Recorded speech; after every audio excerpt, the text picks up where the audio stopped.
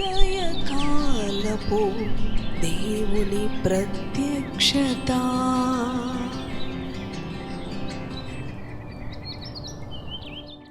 Praise the lord, హల్లెలూయా.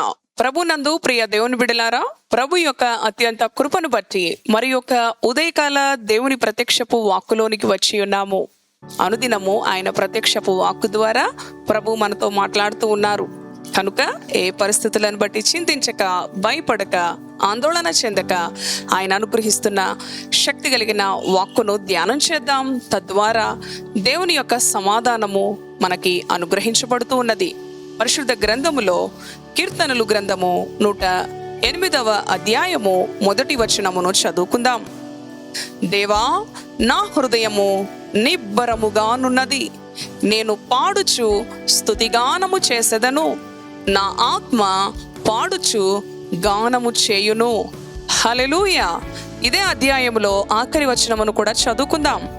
దేవుని వలన మేము శూర కార్యములు జరిగించెదము, మా శత్రువులను అణగద్రొక్కువాడు ఆయనే. హల్లెలూయా. అవును ప్రియ దేవుని బిడ్డలారా, దేవుని వలన మనము శూర కార్యములను జరిగించెదము, మా శత్రువులను అణగద్రొక్కువాడు ఆయనే.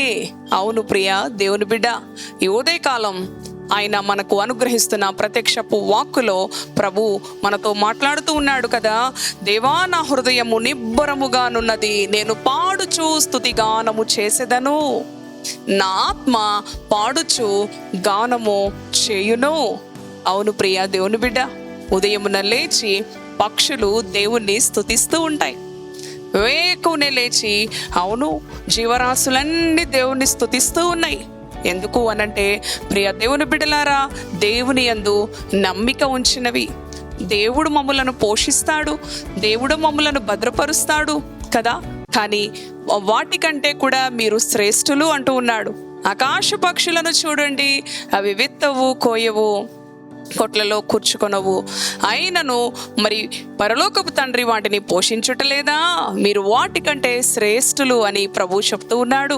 మనము చేయవలసినది ఒకటే, వేకువనే లేచి మన ప్రభువుని మనము స్తుతించే వారముగా, మన ఆత్మలో అవును ప్రియ దేవుని బిడలారా ఆయన్ను ఆరాధించే వారముగా ఉండాలి. అంతేకాదు మన హృదయమును నిబ్బరముగా ఉంచుకోవాలి. ఏ పరిస్థితులు ఎదురైనప్పటికీ, ఎన్ని అనుకూలమైన పరిస్థితులు కాకుండా మరి వ్యతిరేకమైన పరిస్థితులు, ప్రతికూల పరిస్థితులు మరి వచ్చినప్పటికీ కూడా అవును ప్రియ దేవుని బిడ్డలారా మనము కదలని వారముగా, మరి బెదరని వారముగా, భయపడని వారముగా, నిబ్బరము కలిగి ఉండాలని దేవుడు మనతో మాట్లాడుతూ ఉన్నాడు. దేవా, నా హృదయము నిబ్బరముగా ఉన్నది అంటూ ఉన్నాడు. ఎందుకు నిబ్బరముగా ఉన్నది అంటే, నేను పాడుచు స్తుతి గానము చేసేదను, నా ఆత్మ పాడుచు గానము చేయును. అవును ప్రియ దేవుని బిడ్డ, ఉదయాన్నే లేచి మరి ఈ దినము నా జీవితంలో ఎన్నో భారభరితమైన మరి కష్టతరమైన అనుభవాల్లో ఈరోజు నేను వెళ్ళాలి, నా పరిస్థితి ఏంటి అని ఆలోచిస్తూ ఉన్నావా? ఈ ఉదయకాలం ఆయన అంటున్నాడు, నిబ్బరము కలిగి నీ హృదయంకి చెప్పు, నిబ్బరము కలిగి ఉండు నా హృదయమా అని దేవుని స్తుతించు. తక్షణమే దేవుని గణపరచు. నీ ఆత్మ మరి పాడుచు గానము చేసే విధంగా భక్తుడు అంటున్నాడు కదా, నా ఆత్మ పాడుచు గానము చేయును అంటూ ఉన్నాడు. స్వరమండలమా, సితారా మేల్కొనుడి, నేను వేకునే లేచేదను అంటూ ఉన్నాడు. అవును సహోదరి సహోదరుడా, వేకునే లేచి ఆయన మనకి తన స్వరాన్ని వినిపిస్తూ ఉన్నాడు. తన ప్రత్యక్షపు వాక్కు ద్వారా మనతో మాట్లాడుతూ ఉన్నాడు. దేవుడు మన కొరకు శూర కార్యములు చేసే దేవుడు, మన శత్రువులను అణిచివేసే దేవుడు. కనుక మనము చేయాలి, ఏం చేయాలి అనంటే పాడుతూ స్తుతిగానము చేయొచ్చు, ఆయన్ని ఆరాధించాలి. మన హృదయము నిబ్బరపరుచుకోవాలి. ఏ పరిస్థితులను బట్టి మనము మరి భయపడకూడదు. ఏ మనుషుని యొక్క మాటలను బట్టి ఎన్ని వ్యతిరేక పరిస్థితులు ఎదురైనప్పటికీ, ఎన్ని నిందలు ఎదురైనప్పటికీ, ఎన్ని గాయపరిచే అనుభవాలు ఎదురైనప్పటికీ ఆయన నీకు చాలిన దేవుడు. ఆయన శూర కార్యాలు జరిగించే దేవుడు. ప్రియ దేవుని బిడ్డ, దేవుని వలన మేము శూర కార్యములు జరిగించేదము అని భక్తుడు చెప్తూ ఉన్నాడు. మా శత్రువులను అణగద్రొక్కువాడు ఆయనే అని చెప్తూ ఉన్నాడు. ఉన్నాడు.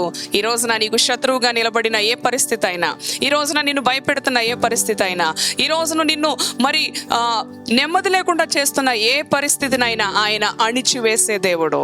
శూర కార్యాలు నీవు జరిగించే విధంగా దేవుడు నీకు సహాయం చేయబోతా ఉన్నాడు. నీవు చేయవలసినది ఒకటే, నీ హృదయాన్ని నిబ్రపరుచుకొని, నీ హృదయాన్ని ధైర్యపరచుకొని, నీ హృదయాన్ని బలపరుచుకొని ప్రభువుని స్తుతించు, ప్రభువుని ఆరాధించు, ప్రభువుని గణపరచు. నీ హృదయం అంతా కూడా ఆయనను స్తుతించుటలో నిమగ్నమయ్యుండు. వేకునే లేచి పక్షులు చేస్తున్నవి దేవుణ్ణి స్తుతిస్తూ ఉన్నవి.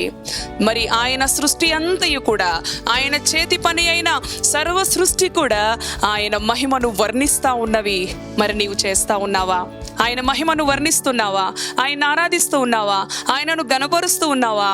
అవును, ఒకసారి మనలను మనం పరిశీలన చేసుకొని, ఆయన ఘనమైన దేవుడు, గొప్ప దేవుడు, ఆయన మహిమను వర్ణించే విధముగా మన జీవితాలను, మన ఆత్మను, మన హృదయాన్ని నిబ్రపరుచుకొని దేవుని యొక్క శూర కార్యాలు, అవును శూర కార్యాలు చేసే శక్తిని, సామర్థ్యతను అనుగ్రహించిన దేవుడు, మన శత్రువులను అణిచివేసే దేవుడు మన పక్షాన ఉండగా మనకి భయం అవసరం లేదు, చింత అవసరం లేదు.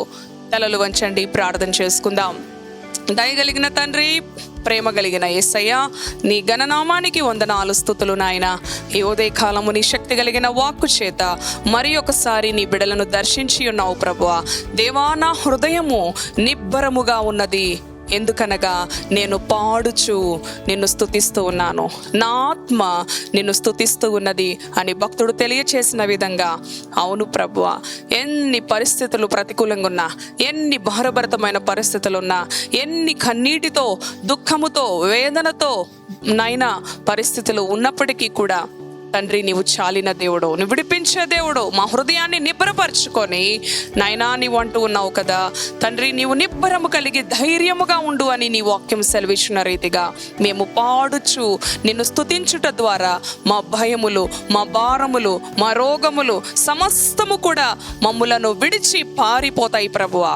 శూరకార్యాలు మా దేవుని వలన మేము జరిగించే వారముగాను, మా శత్రువులను అణిచివేసే దేవుడుగాను నువ్వు మా పట్ల ఉన్నందుకు తండ్రి నిన్ను స్తుతిస్తూ ఉన్నాము. ఈ ఉదయకాలం ఈ మాటలు విన్న నీ బిడ్డల జీవితాల్లో నెమ్మదిని, సమాధానమును, నిబ్బరమును అనుగ్రహించండి.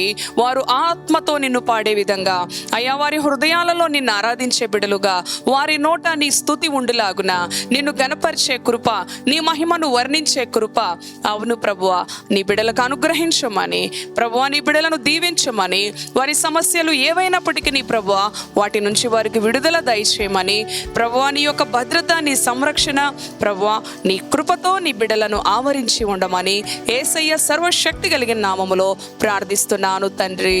ఆమేన్, ఆమేన్. Praise the lord. God bless you. Thank you.